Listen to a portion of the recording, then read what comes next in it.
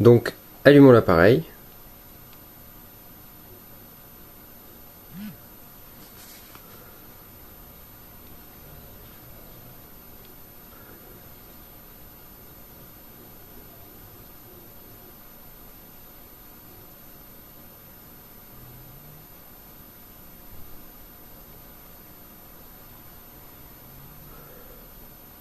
Vous allez voir, contrairement à certains mobiles sous Android, le Nexus One démarre assez rapidement. Bon, tout est relatif, hein. Il faut compter à peu près 50 secondes pour arriver au premier écran où entrer les paramètres, le code secret de votre carte.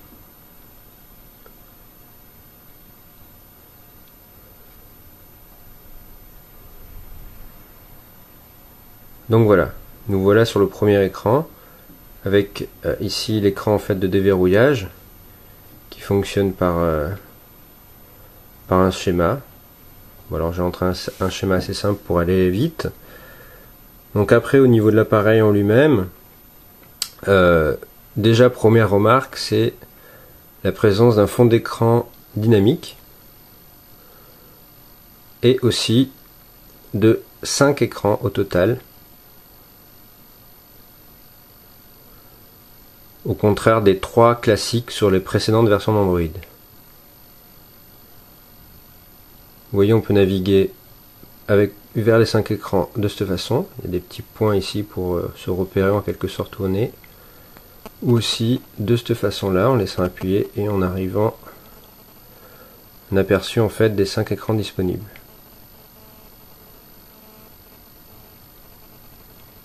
Donc après c'est assez classique, hein, vous avez toute la partie options.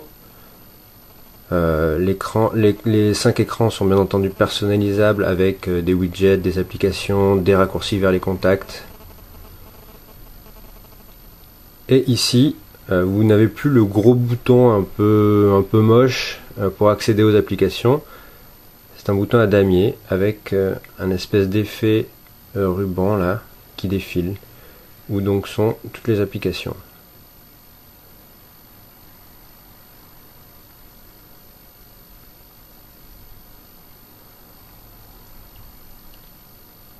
Donc les fonds d'écran dynamiques, il y en a plusieurs.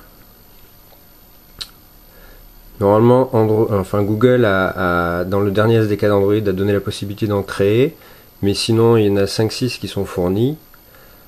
C'est sympa au début, mais honnêtement, ça utilise la batterie, beaucoup plus qu'un fond d'écran classique, et vous verrez que vous vous en lasserez assez vite.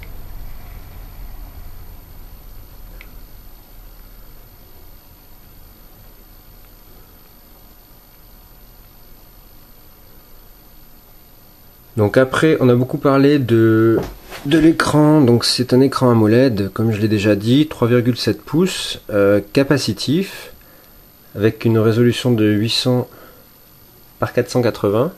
L'écran en fait est multipoint, mais les applications Google natives telles que le navigateur internet, Maps, la galerie photo, n'utilisent pas en fait le multitouch. Et donc soit Google ferait une mise à jour dans un futur plus ou moins proche, soit des hacks, comme c'est déjà le cas, permettent par exemple d'avoir le multitouch sur le navigateur. Par contre, rien n'empêche d'autres applications tierces, telles que Dolphin Browser en fait, qui est un navigateur alternatif, d'utiliser le multitouch, et donc ça fonctionne parfaitement. Comme vous pouvez le voir, l'écran répond plutôt bien. Il y a évidemment quelques petits bugs parfois, comme si on touche avec un autre doigt l'embord. Voilà, un petit bug assez bizarre, peut-être qu'il sera réglé plus tard.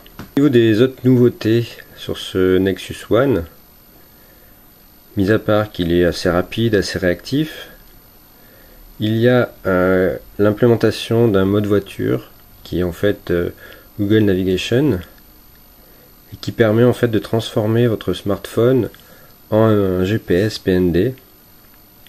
Il se sert du GPS de l'appareil ou de la triangulation.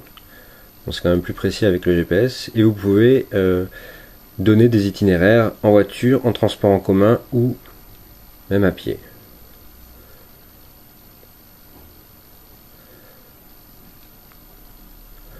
Autre nouveauté, c'est la partie vocale. En fait, vous pouvez effectuer des recherches vocales.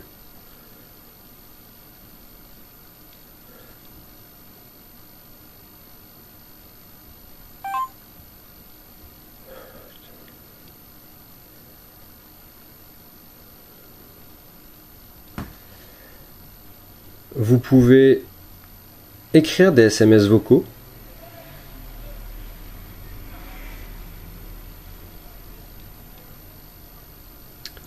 Test.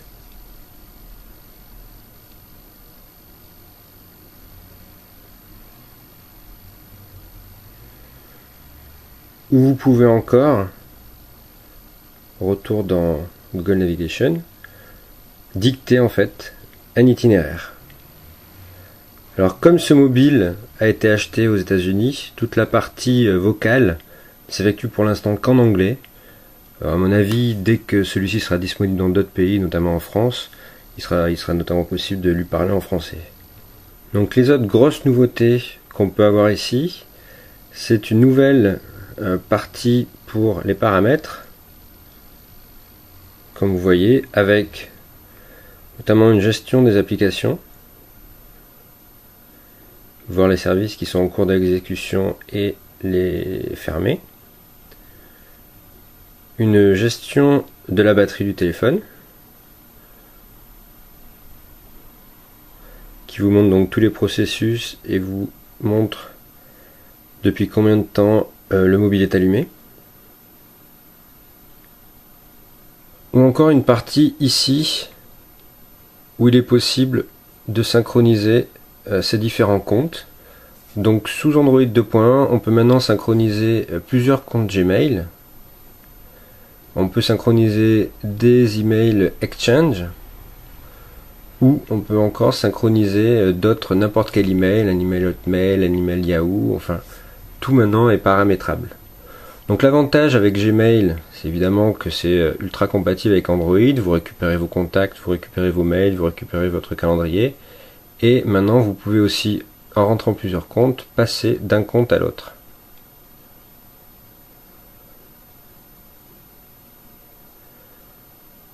Autre nouveauté que je connaissais pas, elle doit à mon avis, elle a dû apparaître dans Android 2.0 déjà, c'est la possibilité de sur des raccourcis contacts de joindre directement un contact via SMS, via téléphone, via email, via même son Facebook.